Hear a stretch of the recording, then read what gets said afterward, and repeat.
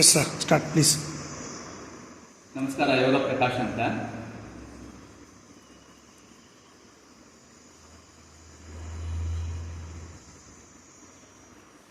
ಭಾಗ್ಯದೇ ಭಾಗ್ಯಲು ಅಂತ ಹೇಳ್ಬಿಟ್ಟು 100ನೇ ಸಿನಿಮಾ ಬರುತ್ತೆ ರಾಜ್ಕುಮಾರ್ ಅವರು. ಆ 100ನೇ ಸಿನಿಮಾ ಅಂತಕ್ಕಂಥದ್ದು ಅತ್ಯಂತ ವಿಜೃಂಭಣೆಯಿಂದ ನಡೆದಿರುತ್ತೆ. ಅದು ಒಂದು ಸಂತೋಷಕ್ಕಾಗಿ ರಾಜ್ಕುಮಾರ್ ಅವರು ಬರ್ತಕ್ಕಂಥ ಯಾವ ಊರಿಗೆ ಅಂತಂದರೆ ನಂಜನಗೂಡ ಇರತಕ್ಕಂಥ ದಕ್ಷಿಣ ಕಾಶಿಗೆ ಬರ್ತಾರೆ. ದಕ್ಷಿಣ ಕಾಶಿ ಅಂತ ಕರೀತಾರೆ. ನಂಜನಗೂಡಿಗೆ ಬರ್ತಾರೆ. ಬಂದು ಅಲ್ಲಿ ನಂಜುಂಡೇಶ್ವರಂದು ಆಯ್ತೆ ಅವರು ನಮಸ್ಕಾರ ಮಾಡ್ತಕ್ಕಂಥ ಒಂದು ಪದ್ಧತಿನ ಇಟ್ಕೊಂಡಿರ್ತಾರೆ. ಯಾತಕ್ಕೆ ಅಂತಂದ್ರೆ ಅವರು ಬಾಲ್ಯಾವಸ್ಥೆನೆಲ್ಲ ಕಳೆದಿದ್ದು ನಂಜನಗೂಡಲ್ಲೇ. ನಂಜನಗೂಡಲ್ಲಿ ನಾಗಪ್ಪ ಅಂತ ಒಬ್ರು ಅಡ್ವೊಕೇಟ್ ಅವ್ರ ಮನೆಯಲ್ಲಿ ಅದೇ ಅವರು ಅತ್ಯಂತ ಹಿರಿಯ ವಕೀಲರು, ಸುಪ್ರಸಿದ್ಧ ವಕೀಲರು. ನಂಜನಗೂಡು ಸುತ್ತಮುತ್ತ ಇರ್ತಕ್ಕಂಥ ಹಲವಾರು ಹಳ್ಳಿಗಳೇನಿದೆ, ಆ ಎಲ್ಲಾ ಹಳ್ಳಿಗಳಲ್ಲಿ ಇರ್ತಕ್ಕಂಥ ಜನರಿಗೆ ನ್ಯಾಯವನ್ನ ಒದಗಿಸಿ ಕೊಡ್ತಾ ಇರ್ತಕ್ಕಂಥ ಕೆಲಸವನ್ನ ಮಾಡಿರ್ತಾರೆ. ಅದರಲ್ಲೂ ಪ್ರಮುಖವಾಗಿ ರೈತರಿಗೆ, ಸಿವಿಲ್ಗೆ ಸಂಬಂಧಪಟ್ಟಿರ್ತಕ್ಕಂಥ ಕೇಸ್ಗಳನ್ನ ರೈತಾಪಿ ವರ್ಗದವ್ರಿಗೆ ಸಹಾಯ ಮಾಡ್ತಕ್ಕಂಥದ್ದನ್ನ ನಾಗಪ್ಪ ಅವರು ಮಾಡ್ತಿರ್ತಾರೆ. ನಾಗಪ್ಪ ಅವ್ರ ಪತ್ನಿ ಅವರು, ನಾಗಪ್ಪ ಅವ್ರ ಮಕ್ಕಳು ಎಲ್ಲ ನಂಜನಗೂಡಲ್ಲಿ ರಾಷ್ಟ್ರಪತಿ ರಸ್ತೆಯಲ್ಲಿರ್ತಾರೆ. ಆ ಸಮಯದಲ್ಲಿ ಬಾಲ್ಯಾವಸ್ಥೆಯಲ್ಲಿ ಏನಾಗುತ್ತೆ, ನಮ್ಮ ಮುತ್ತುರಾಜ್ ಅವರು ಅವ್ರ ತಂದೆ ಅವರ ಜೊತೆಯಲ್ಲಿ ನಾಟಕದ ಕಂಪನಿಯಲ್ಲಿ ಇರ್ತಾರಲ್ಲ ಅವ್ರ ತಂದೆ ಅವರು, ಅವ್ರ ಜೊತೆಯಲ್ಲಿ ಏನ್ ಮಾಡ್ತಾರೆ, ಇವರು ಸಹ ನಂಜನಗೂಡಿಗೆ ಬಂದಿರ್ತಾರೆ. ನಂಜನಗೂಡ ಇರ್ತಕ್ಕಂಥ ನಂಜುಂಡೇಶ್ವರನ ಮೇಲೆ ಅಪಾರವಾಗಿರ್ತಕ್ಕಂಥ ಭಕ್ತಿ ಇವರಿಗೆ. 100ನೇ ಸಿನಿಮಾ ಭಾಗ್ಯದ ಬಾಗಿಲು ಬಂದಾಗ, ರಾಜ್ಕುಮಾರ್ ಅವರು ಬಂದಾಗ ಅವತ್ತು ವಿಶೇಷವಾಗಿರ್ತಕ್ಕಂಥ ಪೂಜೆನ ಮಾಡಿಸ್ಬೇಕು. ಬೆಂಗಳೂರಿಂದ ಹೊರಟು ಬರ್ತಾರೆ, ಸದಾಶಿವ ನಗರದಿಂದ. ಹೀಗೆ ಬರ್ಬೇಕಾಗಿರ್ತಕ್ಕಂಥ ಒಂದು ಸಂದರ್ಭದಲ್ಲಿ ಏನಾಗುತ್ತೆ, ರಾಜ್ಕುಮಾರ್ ಅವರು ಬರ್ತಾರೆ ಅಂತ ನಂಜನಗೂಡು ಜನಕ್ಕೆ ಹೇಗೋ ತಿಳಿದ್ಬಿಡುತ್ತೆ. ಇಡೀ ನಂಜನಗೂಡು ಪೂರ್ತಿ ರಶ್ ಆಗ್ಬಿಡುತ್ತೆ ದೇವಸ್ಥಾನ ಸುತ್ತಮುತ್ತ. ಅದರಲ್ಲೂ ಏನು ಅಂತಂದ್ರೆ, ಈ ನಾಗಪ್ಪ ಅವ್ರ ಪತ್ನಿ ಅವರು ಮೊದಲನೇ ಪೂಜೆ ಇರುತ್ತೆ ಅವತ್ತು. ಆಯ್ತೆ, ನಾಗಪ್ಪ ಅವ್ರ ಪತ್ನಿ ಅವರು ಪೂಜೆಗೆ ಕೊಟ್ಟಿರ್ತಾರೆ. ಆದ್ರೆ ರಾಜ್ಕುಮಾರ್ ಅವರು ಆ ಊರ್ ಬಿಟ್ಟು 50 ವರ್ಷ ಆಗುತ್ತೆ. ರಾಜ್ಕುಮಾರ್ ಯಾರು ಅಂತ ನಾಗಪ್ಪ ಅವ್ರ ಪತ್ನಿ ಅವ್ರಿಗೆ ಗೊತ್ತಿಲ್ಲ.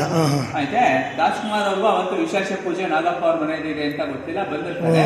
ಇನ್ನೇನ್ ನಂಜನಗೂಡ ದೇವಸ್ಥಾನಕ್ಕೆ ಇವ್ರು ಬರ್ತಾ ಇದ್ದ ಹಾಗೇನೆ ಇನ್ನೇನು ವಿಶೇಷ ಪೂಜೆ ಮಾಡ್ಬೇಕು.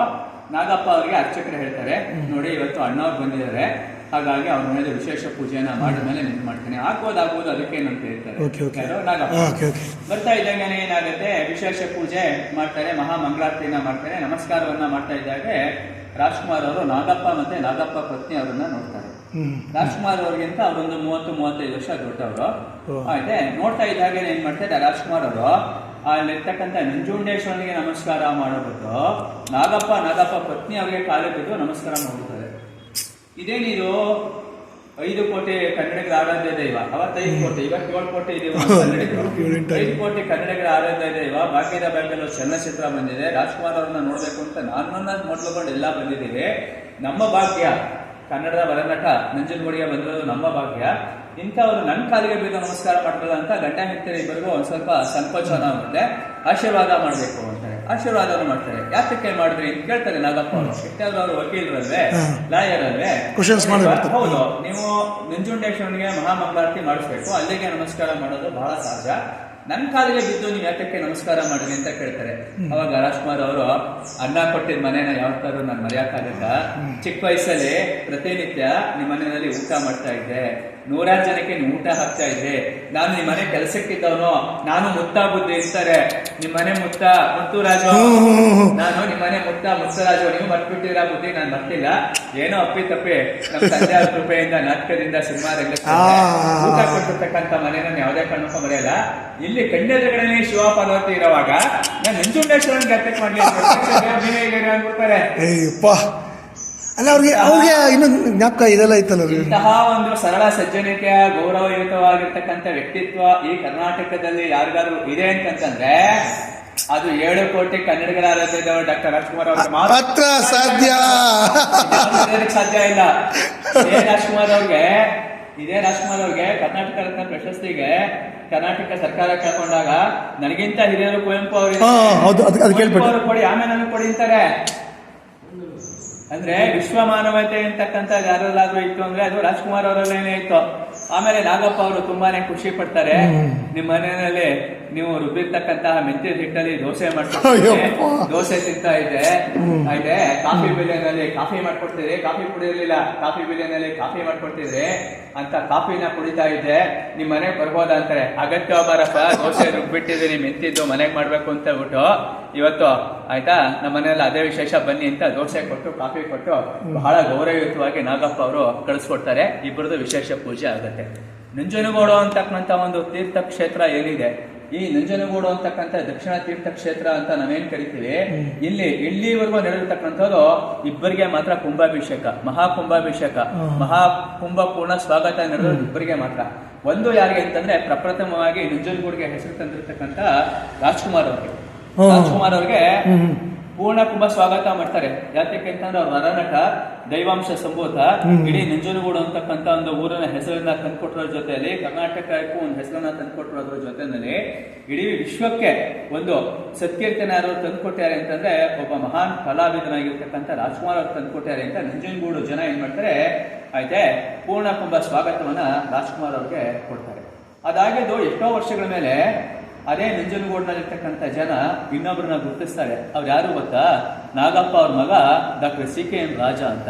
CKN ರಾಜ ಅವರು ಸುಪ್ರಸಿದ್ಧರಾಗಿರ್ತಕ್ಕಂಥ ವಕೀಲರು ಆಗಿರ್ತಾರೆ. ಇದ್ರ ಜೊತೆಯಲ್ಲಿ ಮೈಸೂರು ಯೂನಿವರ್ಸಿಟಿನಲ್ಲಿ professor and head of department ಕಾನೂನು ವಿಭಾಗಕ್ಕಾಗಿರ್ತಾರೆ, ಮಹಾಜನಾಸ್ ಕಾಲೇಜ್ಗೆ ಆಗಿರ್ತಾರೆ. ಈ ರಾಜ್ಕುಮಾರ್ ಅವರಿಗೆ ಗೌರವ ಡಾಕ್ಟರೇಟ್ ಪ್ರದಾನ ಮಾಡ್ತಾರಲ್ಲ, ಅವತ್ತು ಆ ಗೌರವ ಡಾಕ್ಟರೇಟ್ ಪ್ರದಾನವನ್ನ ಮಾಡ್ಬೇಕಾದ್ರೆ ಪ್ರಾಸ್ತಾವಿಕ ನುಡಿ ಆಡಿದ್ಯಾರು ಅಂದ್ರೆ ಡಾಕ್ಟರ್ CKN ರಾಜ. CKN ರಾಜ ಅವ್ರನ್ನ ಯಾತಕ್ಕೆ ನಾವು ಮೆಚ್ಕೊಳ್ತೀವಿ ಅಂತಂದ್ರೆ, ರಾಜ್ಕುಮಾರ್ ಅವ್ರದ್ದು ಒಟ್ಟು 208 ಚಲನಚಿತ್ರ ಬಂದಿರತಕ್ಕಂಥದ್ದು ಕನ್ನಡ ನಾಡಲ್ಲಿ. 208 ಚಲನಚಿತ್ರಗಳ ಬಗ್ಗೆ ವ್ಯಾಖ್ಯಾನ ಬರೀತಕ್ಕಂಥ ಶಕ್ತಿ ಡಾಕ್ಟರ್ CKN ರಾಜ ಅವ್ರಿಗಿದೆ. ಬಹಳ ಜನ ಸಾಹಿತಿಗಳು ಬರೆದಿದ್ದಾರೆ, ಆದ್ರೆ CKN ರಾಜ ಅವ್ರು ಹಾಗೆ ಮಾಡೋದೇ ಇಲ್ಲ. ರಾಜ್ಕುಮಾರ್ ಅವ್ರು ಗೊತ್ತು, ರಾಜ್ಕುಮಾರ್ ಅವ್ರ ಮನೆ ಬೆಳೆದಿದ್ದು ಅನ್ನೋದು ಗೊತ್ತು. ರಾಜ್ಕುಮಾರ್ ಅವರು ಆಯ್ತೆ ತಮ್ಮ ಮನೆಯಲ್ಲಿ ಬೆಳೆದು ಅತ್ಯಂತ ಉನ್ನತ ಶಿಖರಕ್ಕೇರಿದೆ ಅನ್ನೋದು CKN ರಾಜ ಅವ್ರು ಗೊತ್ತು. ಆದ್ರೂ ಅಷ್ಟೊಂದು ಸುಪ್ರಸಿದ್ಧರಾಗಿರ್ತಕ್ಕಂಥ ವಕೀಲರು ಒಂದೇ ಒಂದು ಸಿನಿಮಾ ಬಗ್ಗೆ ಮಾತ್ರ ವ್ಯಾಖ್ಯಾನ ಬರೀತಾರೆ. ಅದು ಸ್ಟಾರ್ ಆಫ್ ಮೈಸೂರಲ್ಲಿ ಕಲರ್ ಫೋಟೋ ಬರುತ್ತೆ, excellence acting in Rajkumar. Film ಯಾವುದು? ಭಕ್ತ ಪ್ರಹ್ಲಾದ. ಭಕ್ತ ಪ್ರಹ್ಲಾದಲ್ಲಿ ಅತ್ಯಂತ ಉತ್ತಮವಾಗಿರ್ತಕ್ಕಂತಹ ನಟನೆಯನ್ನ ಕೊಟ್ಟಿರ್ತಕ್ಕಂಥ ರಾಜ್ಕುಮಾರ್ ಅವರು ಬರೆದಿದ್ದಾರೆ ಅಂತಾರೆ. ರಾಜ್ಕುಮಾರ್ ಅವರು ಆಯ್ತೆ ಗದೆನ ಹಿಡ್ಕೊಂಡು ನಿಂತಿರ್ತಕ್ಕಂಥ ಒಂದು ಚಿತ್ರ ಬರುತ್ತೆ, ಕೆಳಗಡೆ ರಾಜ್ಕುಮಾರ್ ಅವರು ಬರುತ್ತೆ. ಮೈಸೂರು ಸ್ಟಾರ್ ಆಫ್ ಮೈಸೂರು ಅವತ್ತು ಜಾಸ್ತಿ ಪೇಪರ್ ಖರ್ಚಾಗುತ್ತೆ. ಯಾವಾಗ ಸ್ಟಾರ್ ಆಫ್ ಮೈಸೂರು ಜಾಸ್ತಿ ಖರ್ಚಾಗುತ್ತೆ, ಇಡೀ ಮೈಸೂರು ಜನ ನೋಡ್ತಾರೆ. ಹೇಗೋ ಅಣ್ಣ ಅವ್ರ ಭಕ್ತರು ಕೆಲವರು, ಅಣ್ಣ ಡಾಕ್ಟರ್ CKN ರಾಜ ಅಂತ ಬಹಳ ದೊಡ್ಡ ಕಾನೂನು ತಜ್ಞರು ಯಾವುದಕ್ಕೂ ಬರೀದೇನೆ ನಿಮ್ ಬಗ್ಗೆ ಬರ್ದಿದ್ದಾರೆ ನೋಡಿ, ಇದು ಓದ್ಲೇಬೇಕು. ಅವ್ರು ಬರೆದ್ರು ಅಂದ್ರೆ ಅದಕ್ಕೊಂದು ತೂಕ ಇರುತ್ತೆ.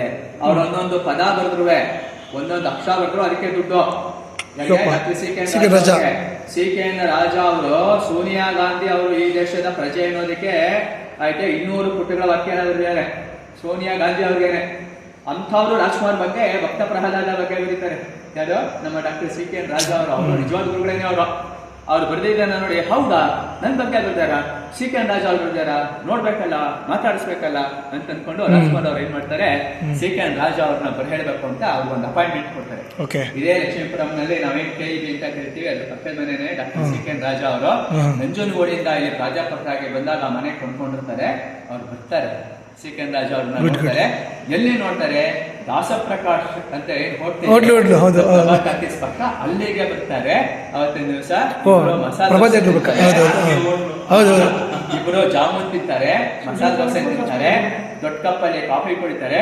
ನಾನು ಅಷ್ಟೊಂದು ಚೆನ್ನಾಗಿ ಮಾಡಿದ್ದೀನ ಅಂತ ರಾಜ್ಕುಮಾರ್ ಅವ್ರು ಹೇಳ್ತಾರೆ. ನಾನು ಅಷ್ಟೊಂದು ಚೆನ್ನಾಗಿ ಮಾಡಿದ್ದೀನ, ನನ್ ಬಗ್ಗೆ ಬರ್ದಿರಲ್ಲ, ಬಹಳ ಸಂತೋಷ ಆಯ್ತು, ಬಹಳ ದೊಡ್ಡ ಕೆಲಸ ಮಾಡಿದ್ದೀರಿ ನೀವು ಅಂತ ಕೃತಜ್ಞತೆಯನ್ನ ಸಲ್ಲಿಸ್ತಾರೆ.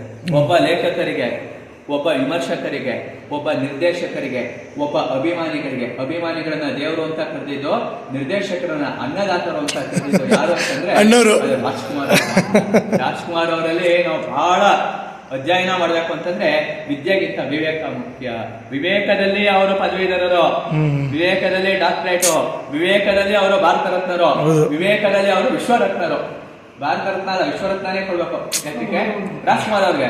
ರಾಜ್ಕುಮಾರ್ ಅವ್ರ ಬಗ್ಗೆ ಬಹಳ ಜನ ಹೇಳ್ತಾರೆ, ಸರ್ ಅವ್ರ ಕಣ್ಣನ್ನ ದಾನ ಮಾಡ್ಕೊಂಡು ನಿಜ, ಶಕ್ತಿಧಾಮವನ್ನ ಬೀದಿನಲ್ಲಿ ಇರ್ತಕ್ಕಂಥ ವೇಶ್ವರಿಗೆ ದಾನ ಮಾಡ್ಕೊಂಡು ನಿಜ. ರಾಜ್ಕುಮಾರ್ ಅವರು ಒಂದು ಕರೆ ಕೊಟ್ಟಿರೋರು, ಅಭಿಮಾನಿಗಳಾದಾಗಿ ಅವರಾದಾಗಿ ಬೇಕಾದಷ್ಟು ದಾನ ಧರ್ಮಗಳನ್ನ ಮಾಡಬಹುದಾಗಿತ್ತು ಅಂತ ಬಹಳ ಜನ ಹೇಳ್ತಾರೆ. ಸಾರ್ವಜನಿಕರಿಗೆ ಏನು ಸರ್, ಒಬ್ಬ ವ್ಯಕ್ತಿಯ ಒಳ್ಳೆ ಗುಣಕ್ಕೆ ಮೇಲೆ ಕೇಳ್ತಾ ಇದ್ದಾನೆ ಅಂತಂದ್ರೆ ಅವ್ರ ಬಗ್ಗೆ ಟೀಕೆ ಟಿಪ್ಪಣಿಗಳನ್ನ ಮಾಡ್ತಕ್ಕಂಥ ಲಕ್ಷಾಂತರ ಜನ ಇರ್ತಾರೆ. ಆದ್ರೆ ಒಂದನ್ನ ನಾವು ತಿಳ್ಕೋಬೇಕು, ರಾಜ್ಕುಮಾರ್ ಅವರು ಚಿಕ್ಕ ವಯಸ್ಸಿಂದ ಹಿಡಿದು 208ನೇ ಸಿನಿಮಾ ತೆಗೆಯೋರು ಯಾರಿಗೂ ಹೀಗೆ ಕೈಗಳನ್ನ ಮೇಲಕ್ಕೆ ತೋರಿಸಿಲ್ಲ. ಅವರ ಕೈ ಕಸ್ತೂರಿ ನಿವಾಸದ ಕೈಯೇ, ರಾಜ್ಕುಮಾರ್ ಅವ್ರ ಕೈ ಕಸ್ತೂರಿ ನಿವಾಸದ ಕೈಯೇನೆ, ಅದ್ರಲ್ಲಿ ಎರಡನೇ ಮಾತಾಡೋ ಹಾಗೇನೆ ಇಲ್ಲ. ಅವರು ಕಷ್ಟಪಟ್ಬಿಟ್ಟು ದುಡಿದಾರೆ, ಕಷ್ಟಪಟ್ಬಿಟ್ಟು ಆಕ್ಟಿಂಗ್ ಮಾಡಿದ್ದಾರೆ, ಅವ್ರು ಮಾಡಿರ್ತಕ್ಕಂಥ ಸಂಭಾವನೆಯನ್ನ ಸ್ವೀಕಾರ ಮಾಡಿದರೆ ಅದರಿಂದ ಜೀವನವನ್ನ ನಡೆಸಲಿಲ್ಲ. ಯಾವುದೇ ಕಾರಣಕ್ಕೂ ಯಾರು ಭಿಕ್ಷೆ ಎತ್ತಿ ಬೇಡಬೇಡಿ. ಭಿಕ್ಷೆ ಎತ್ತಿರ್ತಕ್ಕಂಥ ಒಂದು ಪರಿಸ್ಥಿತಿ ಕನ್ನಡಿಗರಿಗೆ ಬಂದಿಲ್ಲ. ಕನ್ನಡಿಗರು ಹೃದಯವಂತರು, ಕನ್ನಡಿಗರು ಔದಾರ್ಯವಂತರು, ಕನ್ನಡಿಗರು ಕರ್ಮಯೋಗಿಗಳು, ಕಷ್ಟಪಟ್ಟು ದುಡ್ಡು ಸಂಪಾದನೆ ಮಾಡ್ತಾರೆ.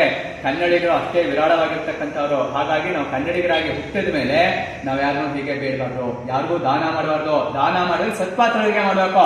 ಬೀದಿ ಬದಿಯಲ್ಲಿ ಇರ್ತಕ್ಕಂಥ ಯಾರಿದ್ದಾರೆ ಮಹಿಳೆಯರು, ಆಯ್ತಾ, ಅನಾಥರಾಗಿರ್ತಕ್ಕಂಥ ಮಹಿಳೆಯರು, ದೌರ್ಜನ್ಯಕ್ಕೆ ಒಳಪಟ್ಟಿರ್ತಕ್ಕಂಥ ಮಹಿಳೆಯರು, ಅಂಥವನ್ನ ಗಮನಿಸಬೇಕು ಅಂತ ಶಕ್ತಿದಾನವನ್ನ ಮಾಡ್ತಾರೆ. ಎಲ್ಲಾ ದಾನಕ್ಕಿಂತ ಮಹಾದಾನ ಅಂತ ನೇತ್ರದಾನವನ್ನ ಮಾಡ್ತಾರೆ. ಒಬ್ಬ ರಾಜ್ಕುಮಾರ್ ನೇತ್ರದಾನವನ್ನ ಮಾಡೋದ್ರಿಂದ ಲಕ್ಷಾಂತರ ಜನ ಅಭಿಮಾನಿಗಳು ನೇತ್ರದಾನವನ್ನ ಮಾಡ್ತಾರೆ. ಇವತ್ತು ಪುನೀತ್ ರಾಜ್ಕುಮಾರ್ ಅವರ ಶಿಷ್ಯರು ಸಹ ಅದೇ ದಾನ ಲಕ್ಷಾಂತರ ಜನ ರಕ್ತದಾನವನ್ನು ಸಹ ಮಾಡ್ತಾರೆ. ಈ ಕರ್ನಾಟಕಕ್ಕೆ ಮಾದರಿ ಅಂತ ಯಾರಾದ್ರೂ ಇದ್ದಾರೆ ಅಂತಂದ್ರೆ ನಾವು ಕನ್ನಡದ ಒಂದು ಬಾವುಟನ ನೋಡ್ತೀವಿ. ಈ ಕನ್ನಡ ನಾಡಿನಲ್ಲಿ ಅನೇಕ ಜನ ಮಹಾಮಹಿಮರು ಹುಟ್ಟಿದ್ದಾರೆ. ಶ್ರೀಕೃಷ್ಣದೇವರಾಯ ಹುಟ್ಟಿರ್ತಕ್ಕಂಥದ್ದು ಕನ್ನಡ ನಾಡಲ್ಲೇನೆ, ಸರ್ವಜ್ಞ ಹುಟ್ಟಿರ್ತಕ್ಕಂಥದ್ದು ಕನ್ನಡ ನಾಡಲ್ಲೇ, ನಾಡೋಜ ಪಂಪ ಹುಟ್ಟಿರ್ತಕ್ಕಂಥದ್ದು ಕನ್ನಡ ನಾಡಲ್ಲೇನೆ, ಅಣ್ಣ ಬಸವಣ್ಣ ಅವರು ವಿಶ್ವಗುರು ಹುಟ್ಟಿರ್ತಕ್ಕಂಥದ್ದು ಕನ್ನಡ ನಾಡಲ್ಲೇನೆ, ರಾಷ್ಟ್ರಕವಿ ಕುವೆಂಪು ಅವರು ಹುಟ್ಟಿರ್ತಕ್ಕಂಥದ್ದು ಕನ್ನಡ ನಾಡಲ್ಲೇನೆ. ಆದರೆ ಕನ್ನಡ ನಾಡಿನ ಒಂದು ಪ್ರತಿಬಿಂಬ ಯಾರಾದ್ರೂ ಇದ್ದಾರೆ, ಕನ್ನಡಿಗರು ಅಂತಂದ್ರೆ ಹೇಗಿರ್ಬೇಕು, ಅವರ ನಡವಳಿಕೆ ಹೇಗಿರ್ಬೇಕು, ಸಂಸ್ಕಾರ ಹೇಗಿರ್ಬೇಕು ಅನ್ನೋದನ್ನ ಯಾರಾದ್ರೂ ನಮಗೆ ಮಾದರಿಯಾಗಿ, ನಮಗೆ ಯಾರಾದ್ರೂ ರಾಯಭಾರಿಯಾಗಿ, ಪ್ರತಿನಿಧಿಯಾಗಿ, ಕನ್ನಡದ ಪ್ರತಿಬಿಂಬವಾಗಿ ಯಾರಾದ್ರೂ ತೋರಿಸಿದ್ದಾರೆ ಅಂತಂದ್ರೆ ಅದು ಕನ್ನಡಿಗರ ಸಾರ್ವಭೌಮ, ಲೋಕದ ಸಾರ್ವಭೌಮ. ಅದೇ ಚಿನ್ನದ ಪಲ್ಲಕ್ಕಿನಲ್ಲಿ ಕುಳಿತುಕೊಳ್ತಕ್ಕಂಥ ಸಾರ್ವಭೌಮ ಏಕ ಚಕ್ರಾಧಿಪತಿ ಯಾರು ಅಂತಂದ್ರೆ ಅದು ರಾಜ್ಕುಮಾರ್ ಅವರೇನೆ. ಹರಿ ಓಂ.